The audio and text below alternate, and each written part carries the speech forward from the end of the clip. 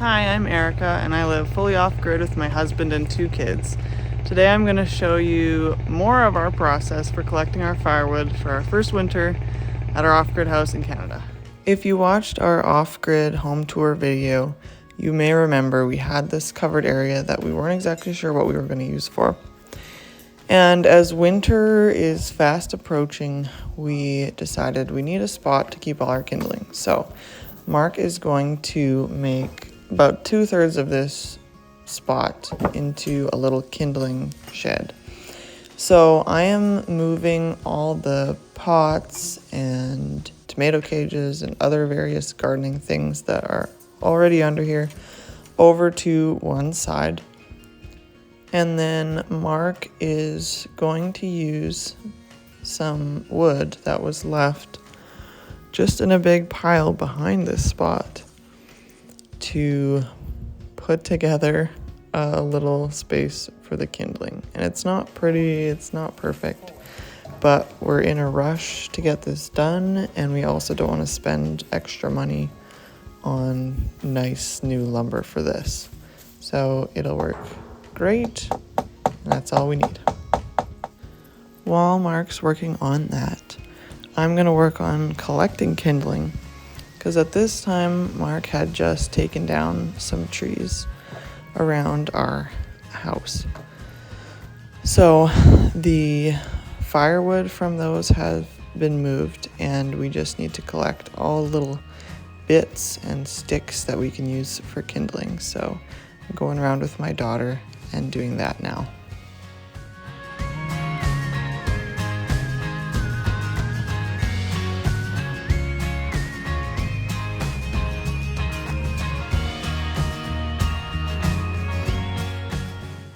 There really is so much that goes into just surviving and living off the grid. There's a lot of extra work, and it's not as convenient as being on the grid.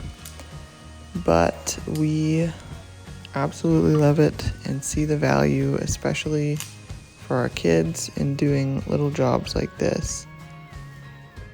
Much of our society, especially the younger generations, are trending towards avoiding hard work at all costs, doing whatever they can to make their life as easy as possible. And we want to teach our kids that hard work is not something to be avoided. It's something to be embraced because it brings joy and satisfaction and fulfillment. If you don't do anything hard in your life, you're not going to like your life, and I truly believe that. Now, don't get me wrong, there is definitely a place for rest and relaxation, and we're not trying to make our lives as hard as possible.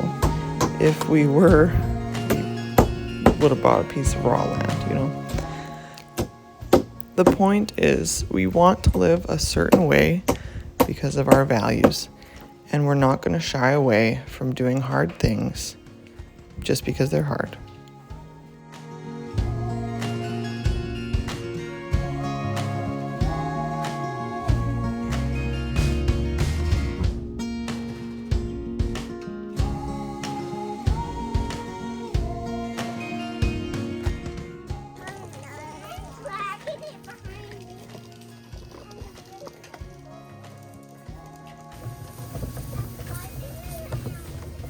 Now I'm collecting kindling from one of the big pine trees that Mark took down. I'll leave a link here to the firewood video that shows him taking the trees down and our beginning process of collecting firewood this year. We are learning so much as we go about efficiency when processing firewood. So one thing I am realizing while I'm watching this is I could have easily taken a rake and just raked up a bunch of these sticks into a pile to make it faster, rather than just bending over and picking up what's in front of me over and over and over again. So that's something I'll try next year. Another thing that living off-grid on an acreage has really showed me, which I knew before but I really know now, is when you have good things to do, it keeps life exciting and it keeps you moving forward. Like, we have an ongoing list of projects we need to do and a lot that we want to do as well. But we're not just sitting around after supper thinking, oh, what should we do? Well, I guess we could watch a show and end up watching hours and hours of, TV or movies. We always have something good to do and we have to do, and we always feel much better doing that than laying around and watching things, which when we first got married, we did every single night. We lived in a little apartment and we came home from work tired and just watched Netflix until it was time to go to bed. And occasionally we do that, very, very occasionally now. But now that we do that, when we do it, we don't feel any sort of guilt. It's just like we needed that rest and relaxation. And so it's fine. Those things are good in moderation when needed.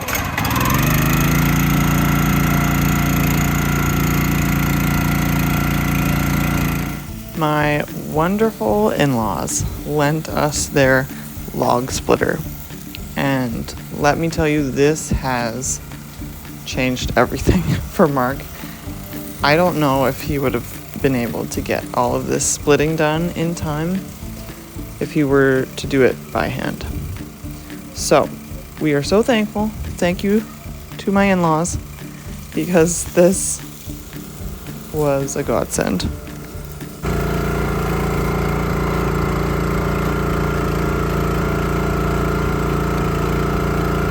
Another mistake we made efficiency-wise was we brought all the wood to the farthest spot in the yard away from the house.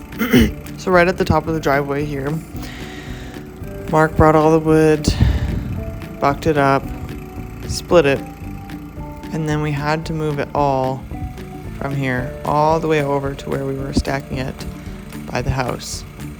So next year we are going to create a spot much closer to the house, and that will involve taking down some more trees, which we need to do anyway, and creating a spot where we can bring the wood, buck it up, split it, and then stack it right all in the same area, because there was a lot of unnecessary effort used to move wood from place to place.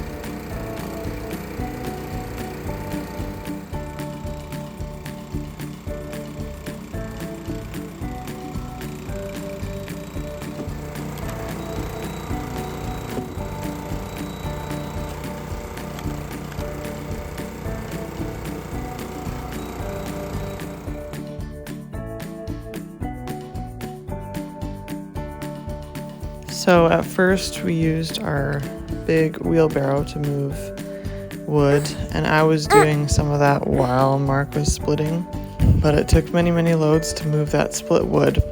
And later on, we will have a much more efficient solution for that. which you'll see in an upcoming video.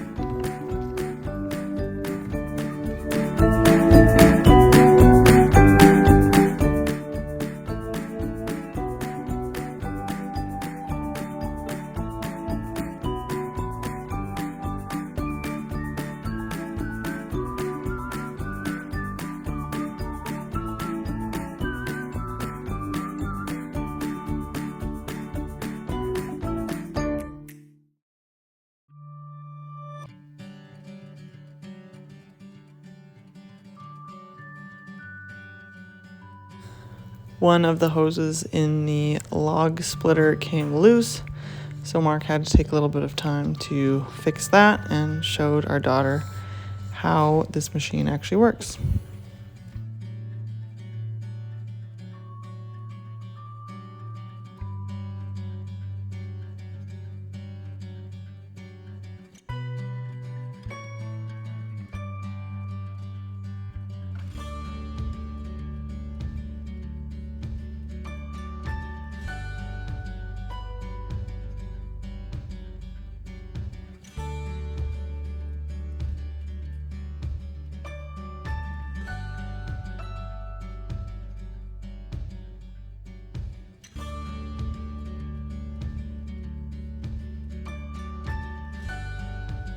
In here, and that pulls the hydraulic fluid into the pump, okay, and then it runs up here and into this ram, it's called. So it runs fluid down here into this, and then it gets really high pressure and it pushes the splitter out. All right. Then when you put it into return, it sends the hydraulic fluid back down this hose through the filter and back to the tank.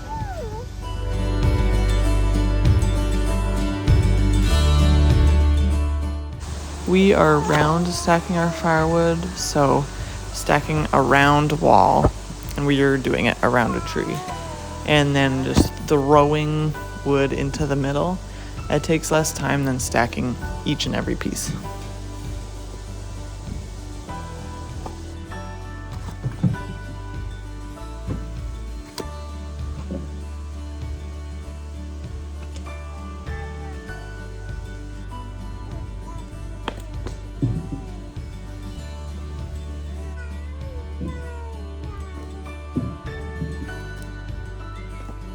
The next round of trees brought in, Mark and his brother and dad put them in this spot closer to the house, kind of halfway between that first spot and the house.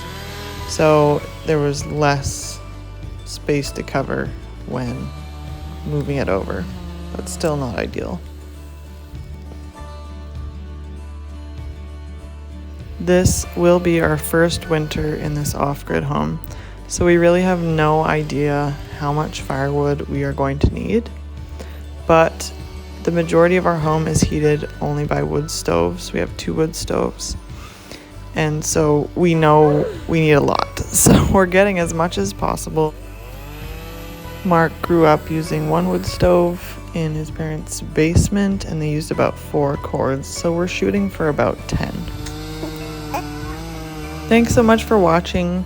Make sure you like and subscribe to our channel. We put out 1 to 2 videos a week on off-grid and intentional living. I'll see you in the next video. Bye.